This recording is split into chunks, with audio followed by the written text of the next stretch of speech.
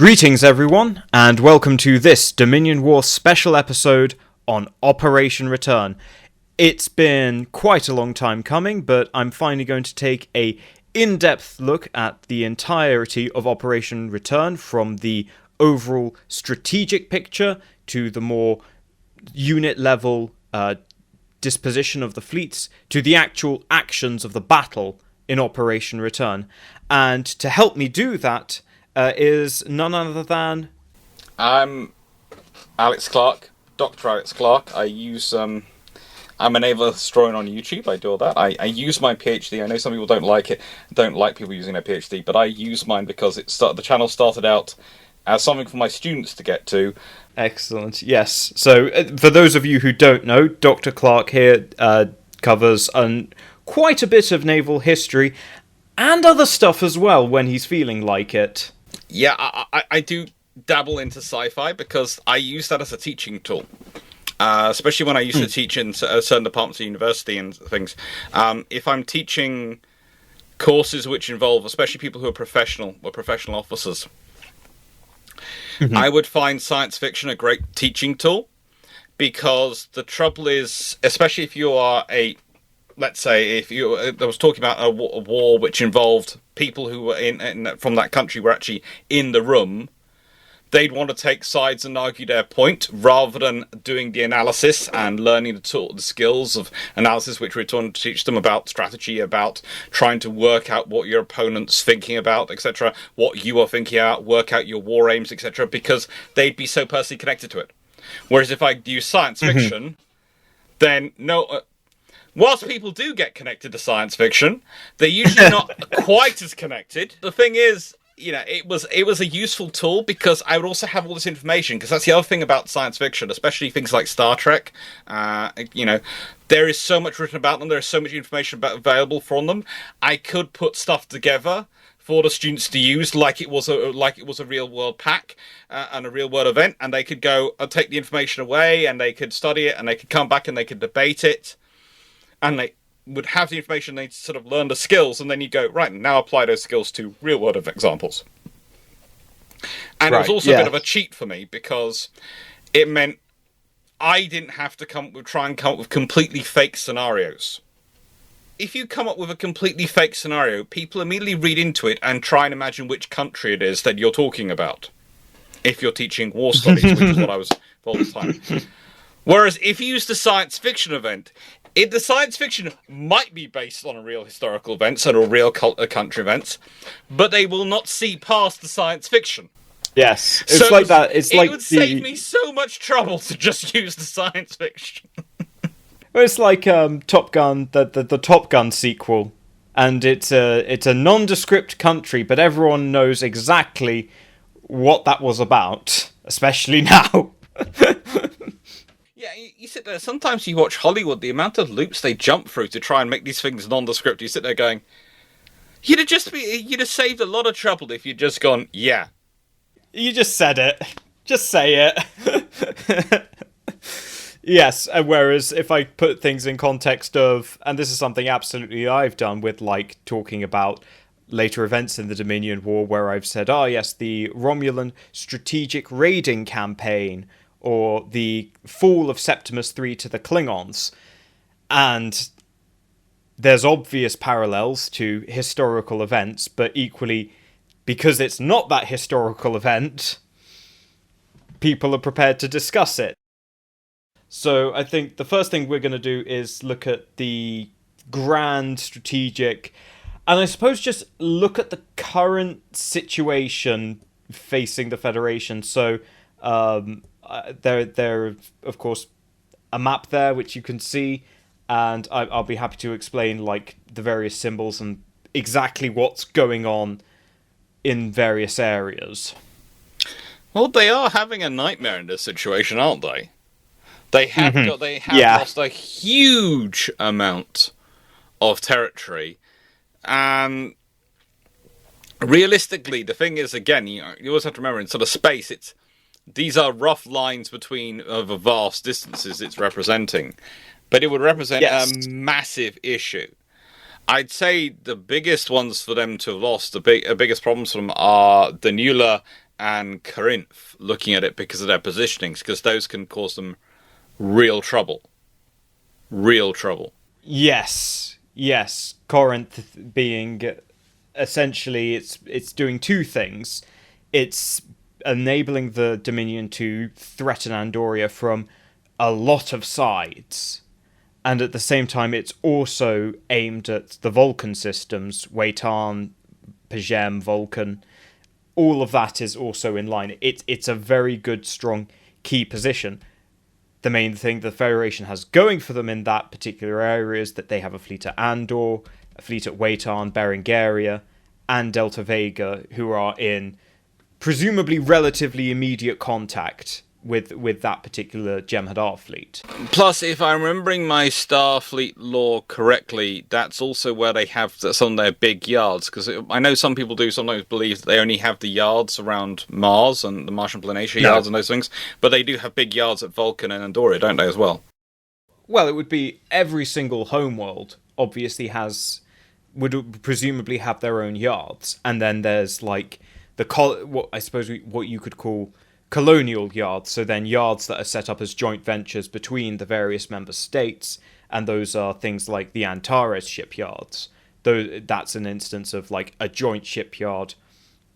But yeah, like anywhere that's a home planet, that's going to have shipyards, and then you're going to have those sort of third-party shipyards as well. And the really big problem for the whole enterprise of the Starfleet and its Federation is, of course, Corinth is also not that far from Sol. Yes. From Earth. Which is... basically, if you have Corinth, you are putting them in an absolute nightmare of position.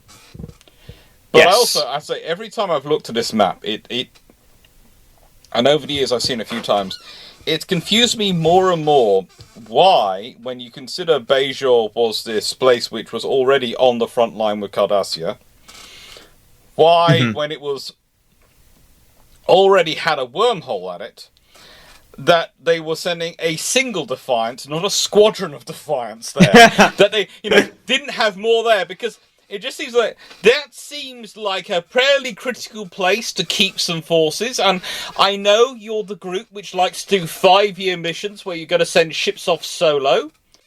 We're making a massive thing of reinforcing. Now we've got problems. We're reinforcing here. What are we doing? We're sending one ship. And I know, rule of cool, the Defiant can be at turn a small escort, in turn a mighty battleship, the amount of firepower it brings. I realise that. But it's still one ship again. It is, and it's also one of those instances of when you actually look at it, I know it's the whole thing of like the Defiant is this experimental prototype. However, that's the case in 2371. The Dominion War doesn't start till 2374. Let's say you have an entire year you take an entire year working out the bugs and kinks. That takes you to 72. And then you get the Klingon invasion of Cardassia, Gowron's special military operation, which should be all the more incentive to build Defiance. And instead you're just... Well, eventually, when they retake Deep Space Nine at the end of this, they'll station things like the Jaeger nearby, for whatever that's worth. But...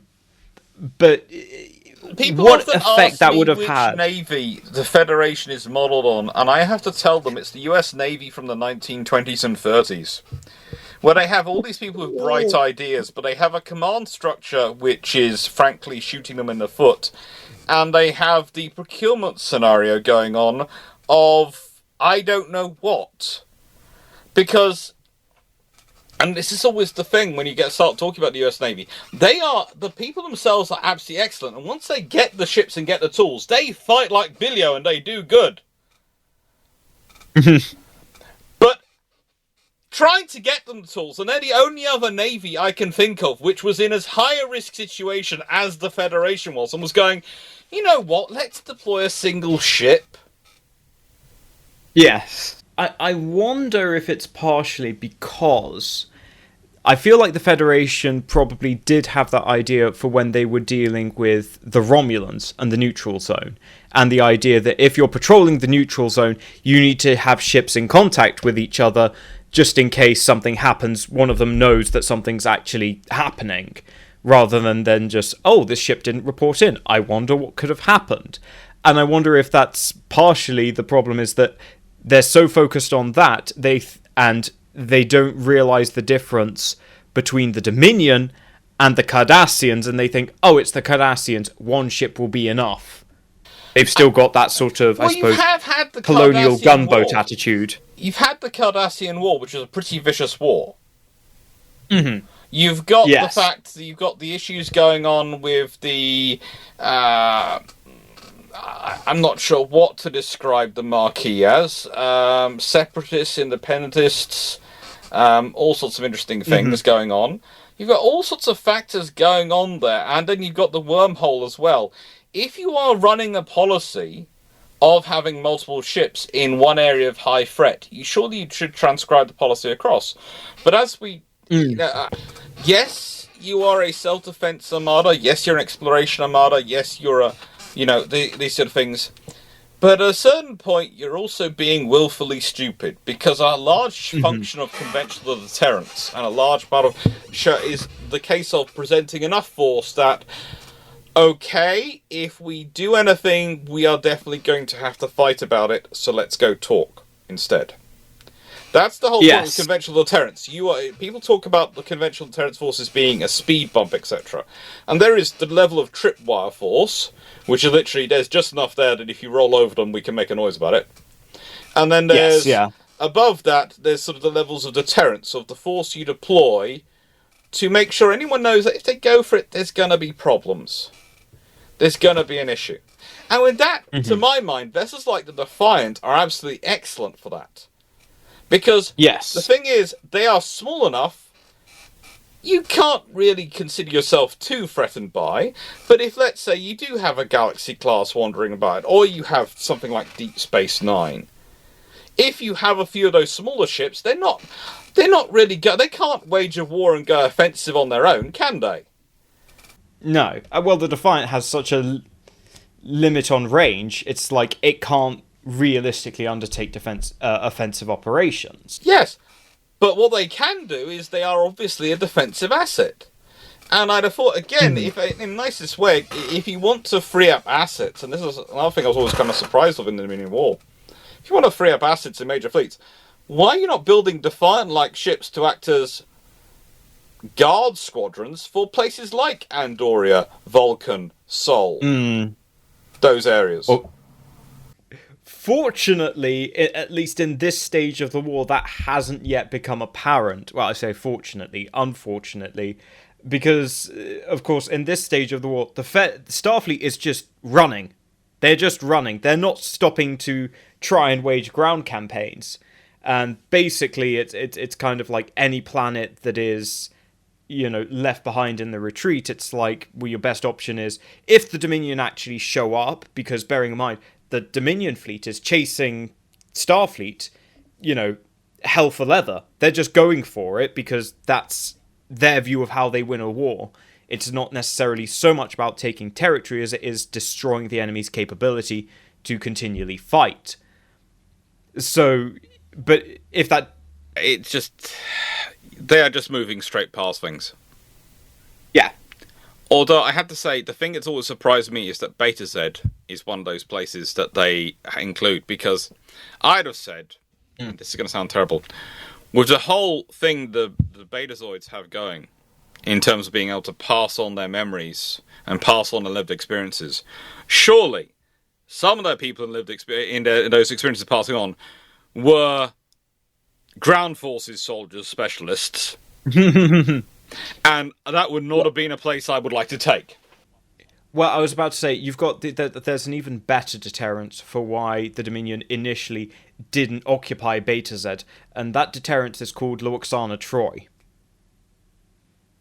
As would later be discovered when they did try and occupy it the second time round. Yeah. Luoxana Troy aside, the Dominion has just gone sort of hell for leather, you look at the overall front lines. It's not like they've got any. They've got a couple of in-depth positions. You've got a Cardassian fleet at Infernia Prime, Dralax, Zalatia, and Belarus Prime. But overall, you just have these fleets that are just covering ground, and then the front behind them is completely hollow. But it's kind of like it's even worse for for the Federation, because they've got no fleet over in the Italia area or the Alcalia area, and it's they're in trouble. Basically, it's one of those things of the Federation isn't a war fleet. I never claimed that, never suggest that, but the fact is they are supposed to be a mutual defense fleet. They are supposed to be a fleet which is going to be able to defend their territory. And that would always seem to be strange as why things like the Defiant they don't have a lot more of. And also, things like the Defiant, the Valiant, as you were talking about earlier, they are an absolutely wonderful tool for training junior officers. Yes. For training junior... For starters, none of them should be under the command of captains. And this is one of the things I find very fun. It's like... then we get opened... we get... talking about lower decks, you've got the California class, and again they're under the command of a four-ring four-dot captain, a four-ring captain, and I'm going, no, that's your small baby ship that you have under the command of a lieutenant commander, maybe a commander. You do not have a four-ring captain. Now there are going to be some of them which are going to be under captains, but basically you'd have sort of, let's say, a squadron of 8. And you'd have 6 flown commanded by lieutenant commanders, and 4 of them would be divided into a division commanded by a commander, and the other 4 would be in a division where the 4th one was commanded by a captain, and that would also act as the squadron commander. So the 2 divisions in one, and that was how you do it.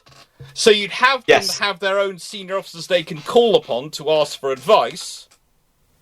But more importantly, you have a lot of training for lieutenant commanders to go. So, which of these lieutenant commanders are actually going to be good enough that we want to give them a ship later? We want to make them a captain, or which do we want to weed out to planet side jobs, or maybe even full scale retirement, because they can't make the transition from being a specialist in charge of a section of a ship, i.e., the engineering head or the security team head, to being a generalist in charge of a whole ship. Because that's a big jump.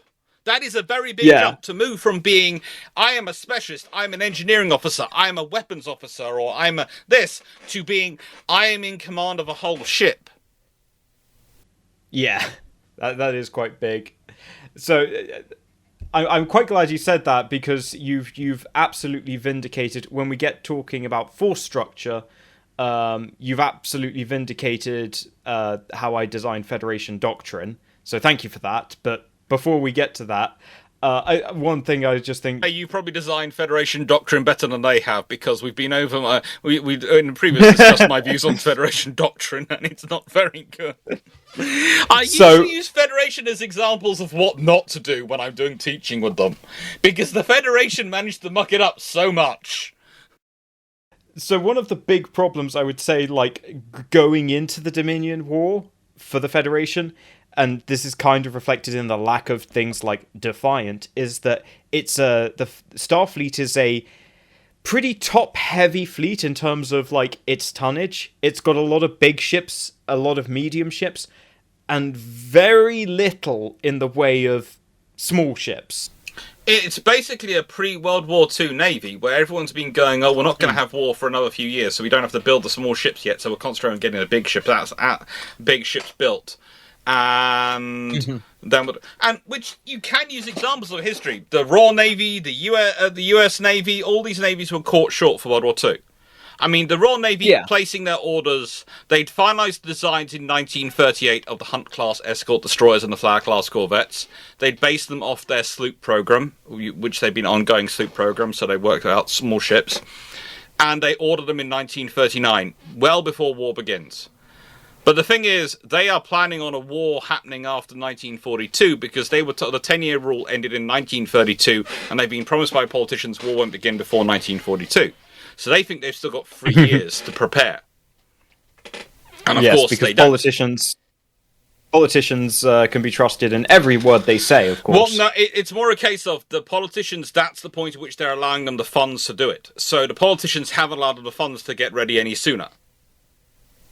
Right. So they're having to make the case based on it being 10 years, and it's now the politicians opened up the funds for the smaller ships. But the thing is, and it's the same for the US Navy, waiting for the Two Ocean Navy Act and various other fleets as well.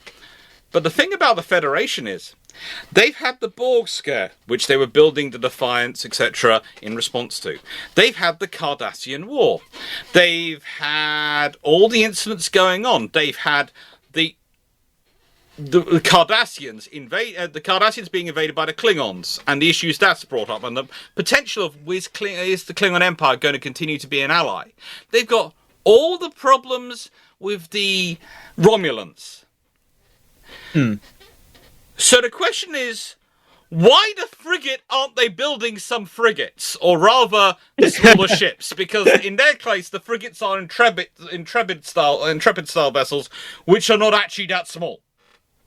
No, I mean, yeah, they're your more classical style of frigate. They're what a frigate is in the Age of Sail. Basically, the Starfleet builds light cruisers, light cruisers, scout cruisers, heavy cruisers. Everything's a variation on a cruiser once you look at the way they're designing their ships. Which makes sense for space operation. It does. Yes, but the thing and is, industrially it makes sense. Well. They need the baby ships. I mean, could the argument be that you don't need as much lead time? Like, if you want to build a Galaxy class, you've got to get that planned early. You've got to get that planned well and ahead of time, because it's going to take time. I would agree, but also the thing is, industrially, the smaller ships can be built in smaller yards. So if you want to diversify your production, if you want to spread out the capability, and if you want to spread out some of the wealth around to smaller yards and smaller... the smaller colonial yards, some of the smaller planets. Vessels like the Defiance-sized vessel, the smaller vessels, are perfect. Because you only have to look in World War II. Where were the Flower-class corvettes built? Where were the Hunt-class destroyers built? Escort destroyers? Where were the, some of the Gearings, etc. built? And the Fletchers built? They're built in the smaller yards. Yes. They're built in places which can build. That's the largest size vessel they can build. And the other thing is that spreads takes the work away, and it means the bigger yards can concentrate on the bigger ships. Yes, yeah, there's not so much of a demand for just pumping out escorts. But again, as probably happens quite regularly, you have to explain that to people. You have to explain what you're going to do. And how you're going to do it. And the other argument I could see there being is that, well, we can't defend these yards. And also, as you've just mentioned, the Marquee crisis is a thing that happened, and, Starfleet officers have gone rogue. How much would it take for some Starfleet officer at one of these little yards that's building a Defiant to make some shipments go somewhere else? Oh, of course, but the answer to that is the Defiance will provide a squadron which will defend these yards. The first Defiance that come out of this yard would be the defence force for that area, which also suddenly that becomes something you have to think about, because yes, you can win the fight against the Defiance. No one's here is saying you could. That if there's 8 Defiants sitting in a particular star system, no one can win that fight. You can. You take in more forces to win that fight. But the thing is, you've now got to take in the necessary forces to fight 8 Defiants. To do that, yes. And this is the thing in the early stage. Elsewhere. And also, the thing is, and this is going to sound terrible again, and this is how you argue against the whole we might lose ships to the Marquee, etc. thing, is you basically use the case of, well, this way we're going to be growing up the services a lot. We're going to have a lot more officers coming through, and they're going to be watching each other. Okay, yeah. So, and the thing is, because you could argue that it's going to sound Eddington. Strange. Yeah, Eddington is not being watched. Yes, because. Yeah, there's just not enough. You think about how many Starfleet personnel are on DS9. How well does Sisko really know him? Not at all. Like, he knows him on that sort of, surface level, I took him to a baseball game sort of thing. And realistically, on a position like that, you should have had, well, in the nicest way, let's say, of course, Otto's running his, is running the security on the promenade and those things. Mm-hmm. Well, you probably needed an operations officer like Worf, you needed a security officer, you needed a tactical officer, and all those 3 different personnel and departments would also be watching each other. Yes. Because they all overlap in skills enough that they're going to be keeping an eye on each other. And you probably need someone who's an intelligence officer to specialise there as well, to be looking at the intelligence coming through from, from the other side of the wormhole, from Cardassia. If you're considering how much of an intelligence node DS9 was going to be in terms of processing just open source information, let alone anything else you're gathering, the whole things of Section 31, there should have been a camp out of Starfleet intelligence and Section 31 permanently on the frigating station. In nicest way, Deep Space Nine should have been the equivalent of Yugoslavia in the Cold War. Mm-hmm. Or permeable. Yes. A place where it's well known all sides get together. Like a porous membrane. I mean, vice versa, like the other side of the coin there is then when we actually get into the Dominion War, and the Dominion very quickly take Deep Space Nine, and they don't really do any kind of expulsions. They don't get rid of any. I mean, Garak obviously flees but that's purely because him and Dukat have personal beef. But that aside, it's like, what, you don't think there are any Federation, sympathizers on this station? You don't think there's anyone passing intelligence? And that kind of does signal, like, the Dominion is not great at counterintelligence. Well, there's the opposite argument. The answer is, actually, you do have them board so you can control the information flow going to the Federation. That's true, yeah. You basically, in a nice way, you presume there is. So the only information you can put on board that station is stuff you want the Federation to find out. Okay, so I'm now going to put my tinfoil hat on here and ask the question, do you think they deliberately gave Damar the job of taking down the minefield because they knew he would leak? Because what the Dominion absolutely wants is decisive battle. Because, again, look at the actual forces on the map. You've got a total of 1, 2, 3, 4, 5, 6, 7, 8, 9, 10, 11, 12. 12 Jem'Hadar fleets total, which is about 1,200 Jem'Hadar ships. And of course, bearing in mind, early in the war, at the actual outset, there was the raid on the Toros shipyards, which probably nixed any ideas of... So you've had this double whammy of, you've had the wormhole cut off, and you've lost the ability to build ships. Obviously, those weren't the only Cardassian shipyards, but you've taken a substantial hit in your ability to regenerate capability. Toros shipyards, is they were the ones closest to the front for ships to go back and be quickly repaired. Mm-hmm. So actual maintenance. Well, not just maintenance, but in terms of returning your combat-capable ships to full combat capability as quickly as possible. Right, yeah. So think about it, you want those yards so that the ships that come in damaged, you can have them back. Because which is quicker, to build a ship or repair a ship? Yeah. So your actual fleet strength, you want to be able to repair your ships as quickly as possible, which means you want yards close to the front line to get your ships back to repair, so they have a very short commute back, repaired, and then back into operations as quickly as you possibly can. And also it can act as your supply hub and everything else. Yeah, rather than having to go like all the way back to Omekla or Menorah or Tavak, which are very, very deep in Cardassian territory.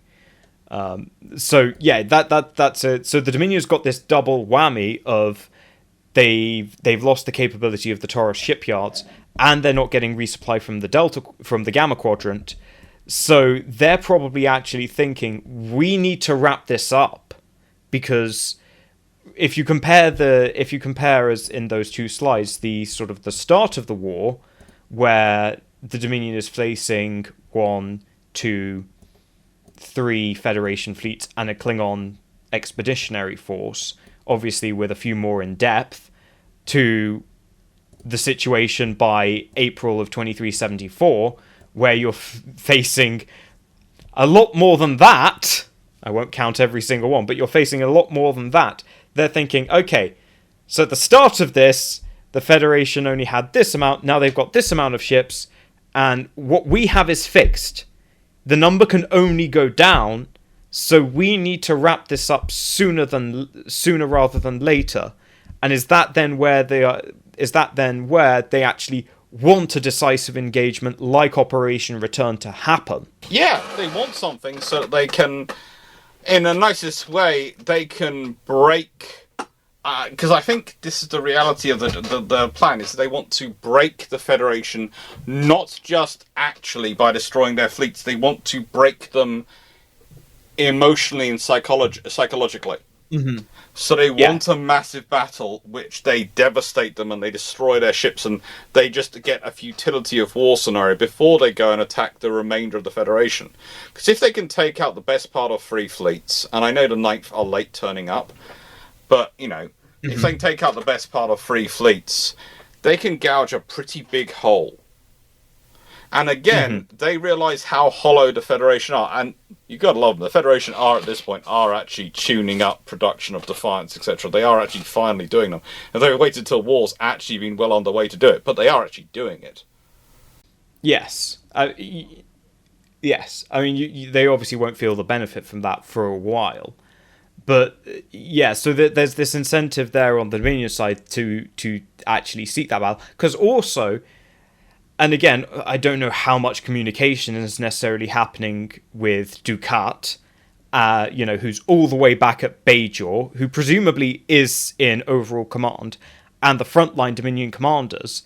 But presumably he has received word that, like, you've got Dominion fleets that are running into the Federation core systems now, like the ones in and around the Vulcan salient, well, the Vulcan Andor salient, where presumably they're actually running into very hard fortifications. You'd hope they are. You'd hope, again, this is the thing from the experiences of dealing with the Borg, you'd think they would have had a plan of not just ships but also fortifications of their planetary sectors, and actually investing in it. The trouble is, it's going to sound like we're bashing politicians the whole time, but the example I tend to give is when people start, talking about this, is I go, look at recent events we've had going on in Europe. Look at the events we have going on in the world. And now governments in Europe are just about talking about maybe doing some investment, and they're going to increase funding within the next 5-6 years and all this stuff. And you sit there and go, it's literally happening right now, and you're talking about potentially doing something about it. But it will almost certainly be the other party's job, because we don't expect to be in government in that time. Well, that's the thing. It's always a case of, well, we only need to worry about the next 5 years, because then we're not going to be in power then, or the next 10 years. We don't have to worry about anything beyond that, because we won't be in power longer than that. So then go, yeah,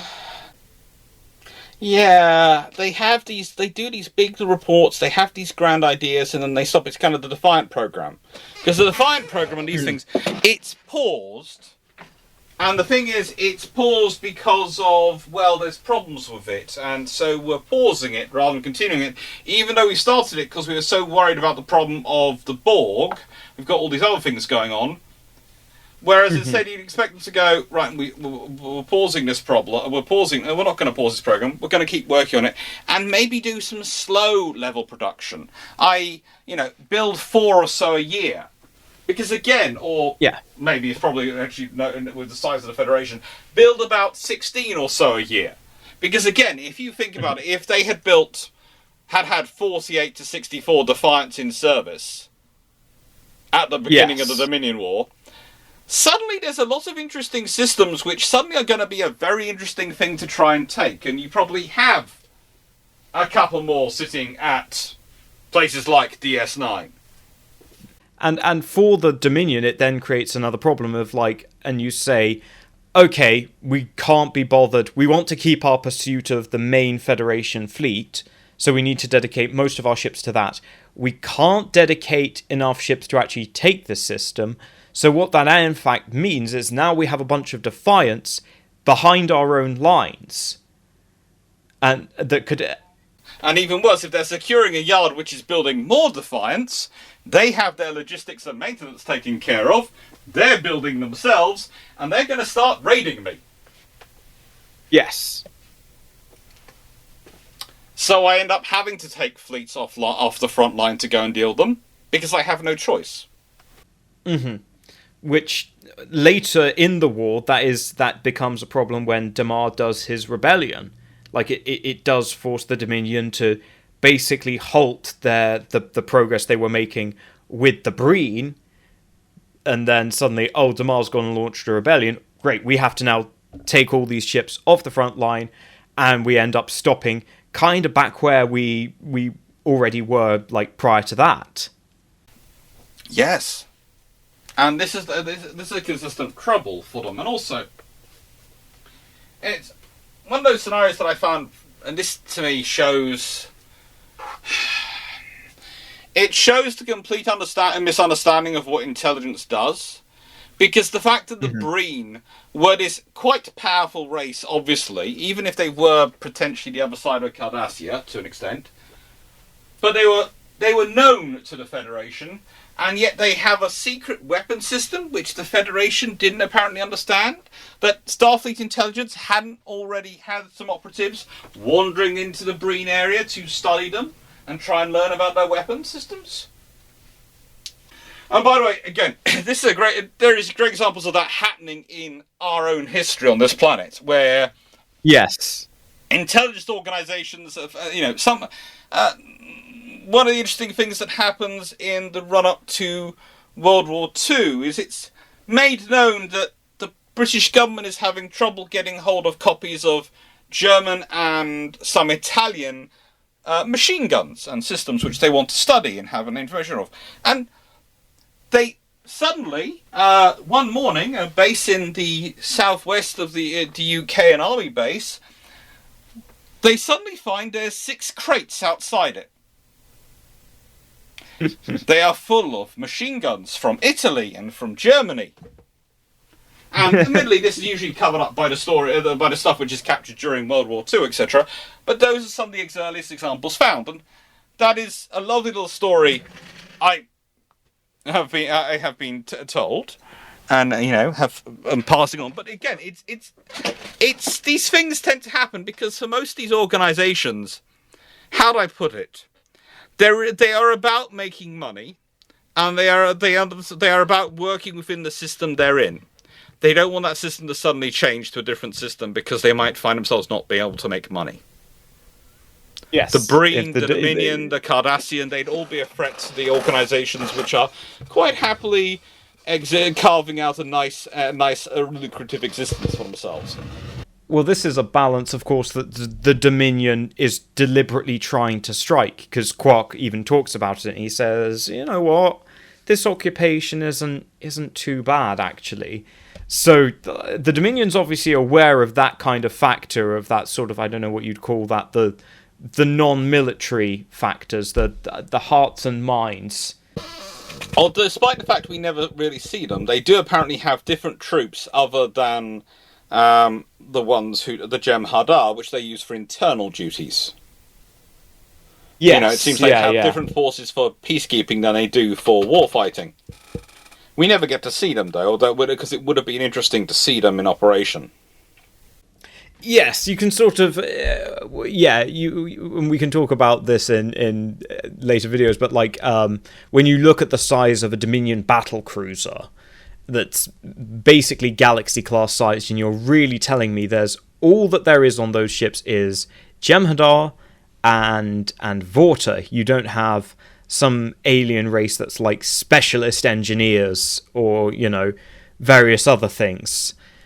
But equally, it probably does, on the other hand, it does kind of indicate this culture, which is probably previously the Dominion hasn't thought about sort of on-the-go maintenance, because again, they've just had an occupation force. They've just operated as this fleet which just occupies territory and just has to do, gunboat diplomacy. They don't have to. They must have carved out and fought wars, and they have that's those in their history in the quadrant they've come from. And that's the thing. They have fought wars. They have carved out their territory, so they will have had to have these things. And I think, again, this is a scenario which you sometimes get in the science fiction discourse, is the fact that the television program, the budget is often set by people who aren't thinking things through in terms of how it's going to fit in the wider community. And this is going to come up a lot when we start talking about the Starfleet and its lack of staff officers and proper staff for how to run things. Because I swear the entire reason they don't do this is to save money for producers, not because it isn't necessary. Despite the many people who've commented on the videos when I've discussed this, saying, oh, they're using AI to be their staff. And that's not what staff does. AI is very good at dealing with things you can fix and task off, but you've got to start giving orders to people and start, checking things and doing things. And you've got to. Yeah, you need someone to be. If you're giving orders which are sending people to their deaths, potentially, you need that to be another sentient being who can also go to its death rather than AI. You've got to have actual decision makers rather than. Because the only use that AI or the computer, I now don't want to really call the computers from Star Trek AI, because that word has been so dirtied in recent years. The thing is, they have the capacity. You can see that in data. You can see that in the doctrine. All these things, but they're not. The computer isn't. They always differentiate between those things and the computer. Yes, the computer is very good at categorizing and sorting information. So, you can collate information. Ultimately, you need a human decision maker or a sentient decision maker to actually weigh the options. It's one of those things of, yes, it can reduce a lot of the burden, so maybe you don't need as many staff, but you still need people doing those roles. Yes, yeah. Which is the other thing I'm just thinking in terms of just going back to Damar, because he's quite critical. He is the reason that Operation Return even happens, to a large extent, because he goes and leaks to Quark about the minefield coming down.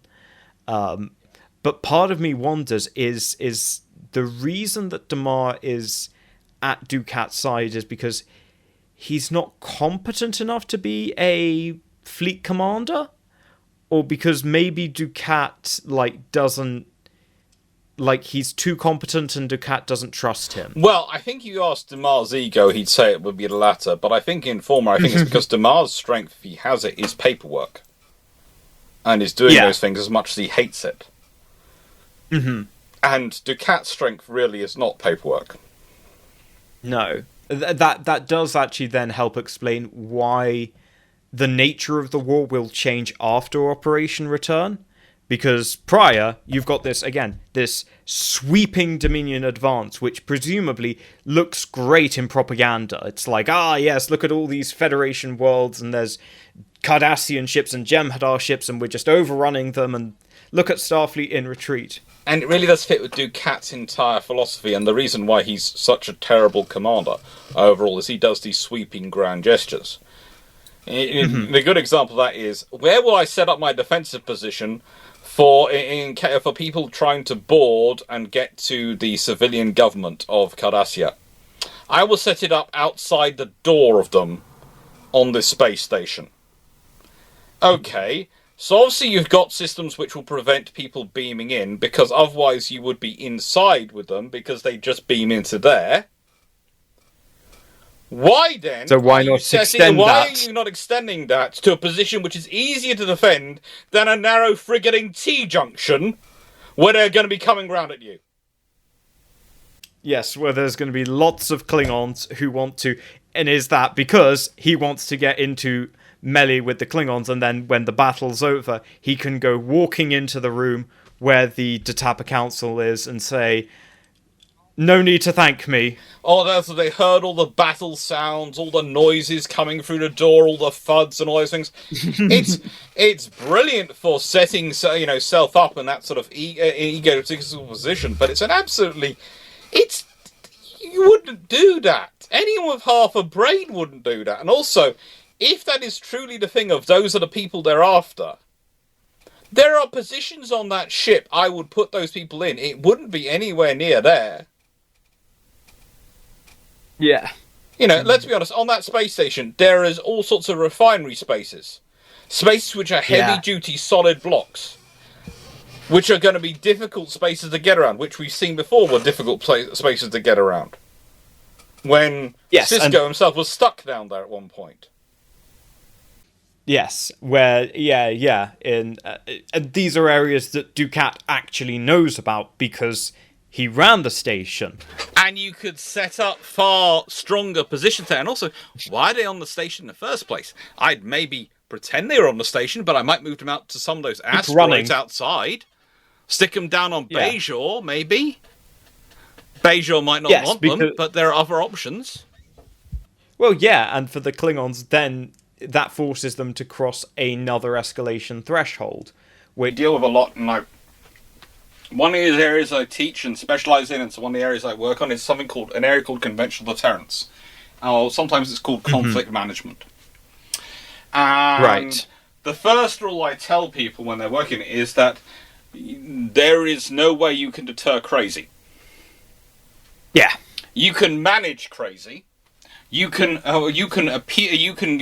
make crazy feel there's a risk in doing something. But realistically, once crazy focuses on something, they're going to do it. And considering the decision to declare war is never an act of a sane person, because you are letting a genie out of the bottle and you have no real way of controlling it. You might go and be sure you're going to win that battle, but you don't know what the cost is going to be. The actual fact of doing that is crazy. Mm-hmm. Now, the thing is, the whole thing about conflict management and deterrence is you're supposed to stop it getting to that point by giving them off-ramps, but also by making it so that they know that to do this, it's going to cost them a significant amount. And no, painting the station would not fix that. Even putting a squadron of Defiance there is not going to fix that from a Dominion perspective. But, even basing a full fleet there probably wouldn't help, although it would stop the Dominion, them getting their initial point of force through. The real scenario for you, in terms of how you deal with this and how you sort of manage this, is how you deal with the things earlier on. Mm-hmm. How you deal... You have to have a better intelligence system. You have to have a better intelligence and information network, so you know what's going on in Cardassia. You know what's going on in these places before you find yourself in this situation. Yeah, I mean, in many ways, you could say the Dominion War is partially it is the responsibility of the Federation because of their failure to, as you say, engage in conflict management in regards to the Klingon-Cardassian War. That's their first test, and they fail, and they are seen to be wanting. The Federation doesn't, appears impotent because of it, and that then probably makes Ducat think, well, okay, I'm going to do the exact same thing, and we'll see how it is when the shoe's on the other foot. Well, he's looking for strength. He's looking for a quick solution to a long-term problem. A quick solution, which is a typical politician thing. They're looking for the quickest solution, the quickest shortcut to get them to solve a long-term problem. And the thing is, his belief is that the Cardassians will always wag the Cardassian tail will always wag the Dominion dog. Yeah. And that's his bet. But the thing is, for him, the really stupid thing for him is that he is depending on getting rid of the minefield, and functionally, the moment the minefield goes, even if the Federation don't manage to get in that position, and they get in, that's the moment at which there's a ticking clock for Cardassian power. Yes, yeah. Because now the Dominion have no reason. Yeah. Yeah, that's an excellent point. Like, he is sowing the seeds of his own destruction there. Either way, that is absolutely, he is, either his gamble is going to fail and the Starfleet are going to be able to block them, in which case he's going to lose so many forces in terms of the way the battle's set up that he's going to find himself in trouble. Yeah. Or he's going to have the Dominion come through in fleets, in which case they don't need him anymore. Yeah. Yeah. That's a very good point. That is a very good point. And, that's the thing, is sort of looking at that going, that's a lose-lose scenario. And you could argue what he really wanted, what the Cardassians and Dukat was trying to set up, was that the Dominion would lose a lot of ships in the battle, and then the minefield would fail to go off, and then, he'd still have he'd have more control then, because the Dominion would be weakened. Yes, the Dominion is certainly, up to that point, it is obliged to march to the Cardassians' tune. And indeed, when we see the battle, it's Dukat who's leading the battle, and I almost wonder if Weyoun is deliberately playing dumb, and maybe that's particularly why the Dominion appointed Weyoun as Dukat's liaison, is because he can play dumb. He can say, "Oh, I'm too high and mighty for all this strategic, tactical stuff. So I'll just leave that to you, Dukat," so that he feels like he's in control. That is the Dominion way of war, though, to get others to fight their wars, and then when it's over, destroy their allies. I think they've done it before. Yeah. They're too practiced. They're too methodical in their approach. They're too capable at it for it to be something which they are just suddenly now alighting on. I think this is their traditional methodology of waging war, and how they dominated in the quadrant they were. So that's very interesting. I haven't thought about that before, but that would explain then why they have such a sparse fleet in terms of capabilities, in that you have these very small attack ships and you have these command battle cruisers, and that's it. That's it. And it's like, there's some enormous gaps. Yes, if your fleet only realistically needs to wipe out your allies at the end of a war, what's left of your allies at the end of a war, not do the actual fighting. You just need to bracket them on either side with ships that are smaller and lighter, and ships that are bigger and heavier. You don't need that middle level of capability, because that's what they're going to be doing for you. Yeah. Yeah, that's so that makes a lot of sense. So I suppose I think we've come to some interesting conclusions here, that in many ways, in terms of Operation Return, obviously it's within Starfleet's interest to do it, but actually it's very much Dukat wants it, and actually the Dominion want it, and this is, I suppose that's just how big battles like this actually happen. All sides actually have to agree to it happening. To an extent, yeah. They have to. They have to want it. They have to be preparing for it and prepared to fight it. Mm-hmm. It's one of those scary things, is when you realise that whilst in the medieval era there was often almost formal agreements of where battles would take place. Mm-hmm. Almost formal agreements. There's lots of people going backwards and forwards and arranging things and sorting stuff out. Heralds, usually. who had special passes to go backwards and forwards. When we're talking about battles, once we get on to, especially naval warfare in the Age of Sail and into today, navies can always fall. They always, unless either geography in terms of wind and the wave or physical geography gets in the way, they can always move. Mm-hmm. They can always choose not to be there. They can always choose to go elsewhere, to do something, to be somewhere else. Mm-hmm. Or they can stay back in their defensive areas, in their, their harbours. And so naval battles, they don't necessarily have to take place. In fact, there's an entire strategy which the Germans famously employ, but others have employed, and it was actually developed first by the British to deal with the French a very long time ago, called the fleet in being strategy. Yes. Which is entirely around not fighting battles, but being a large enough fleet that the enemy can't afford to act as if you don't, that the enemy can't afford to make the manoeuvres they want to, for fear of what your fleet might do if they're not there. So you basically tie them in position and stop them being able to use their fleet elsewhere. Yes.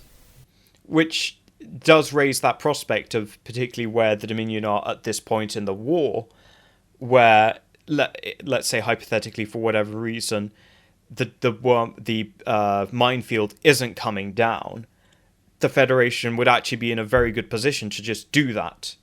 And just sit and wait, either for the internal divisions within the Dominion alliance to fracture, or to just take the sheer distance of supply, that they're far from Cardassia, they're far from their supply lines. They're going to break down far quicker than you are because you're defending your home turf. Well, that's the main thing that's causing them trouble. And also there's the fact that the Starfleet, whilst they are having trouble bringing anything online, this is one of the things the Romans point out, they are bringing the supplies and things online. They are carrying out operations which, frankly, this is going to sound terrible, but the thing is, the lessons of the Marquee war against the Cardassians Cardassians didn't learn the lessons from dealing with the Marquee. The Marquee have basically told the Federation that, frankly, the Cardassians are not set up to really deal with threats which are asymmetrical. Mm-hmm. Yeah. They aren't set up for yes. This is why you can destroy the shipyards. This is why you can cause damage. You can. And they're gradually causing more and more damage in that way. And I'm not saying Starfleet is set up in any way to deal with asymmetrical threats. None of the fleets are. No, they're all big, grand fleets at the end of the day. Yeah. But the thing is, and again, how do you deal with asymmetrical threats? It's small ships, it's small people. Mm-hmm. It's lower ranking officers. It's smaller ships doing the patrol duties, doing the checks, doing the certifications.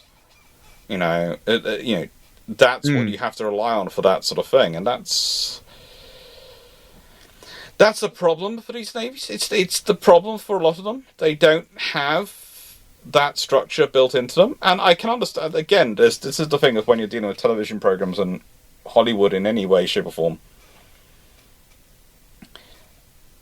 You realize very quickly there's a reason why in so many books, when they're talking about destroyers, they just say "and 17 destroyers" or 12 destroyers. They talk about they give the name of the battleships, they give the name of the carriers, they give the name of the cruisers, and then they just give a number of destroyers.